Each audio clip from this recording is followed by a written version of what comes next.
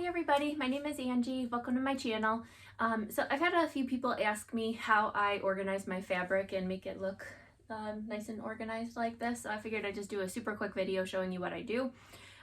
So this is an IKEA shelf. I don't remember which one it is, but I got it from IKEA and it's just one of the little cube shelves. If I can move this a little bit. So it's 4 by 4 down, and what I use is these comic book boards. So I'll link what I use down below. I just get them on Amazon. So they're actually meant to be put in a comic book so that they'll like stand upright and not like bend, but they're good for wrapping your fabric around. This was a tip that I learned from Melanie Ham. Yeah, so that's what I use. So I will show you how I get those wrapped. All right, so I just got an order in for my full paper. So I'm gonna unpackage that.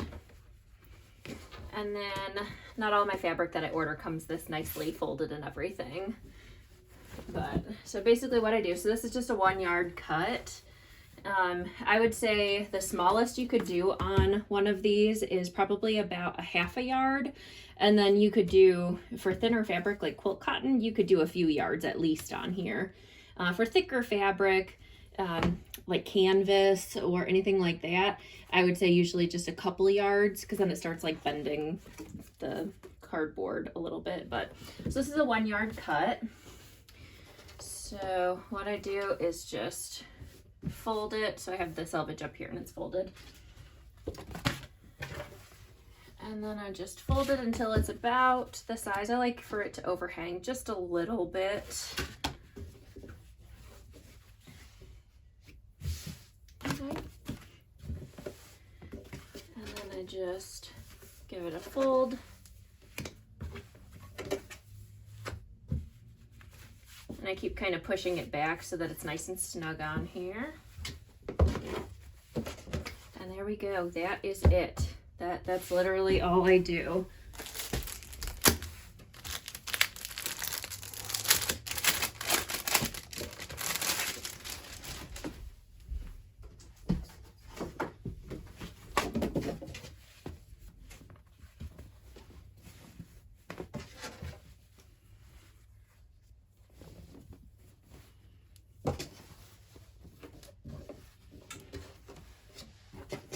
Sorry if my arm's getting in the way.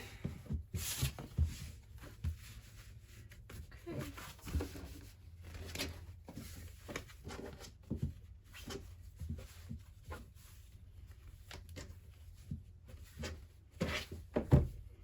There we go, and that's literally it.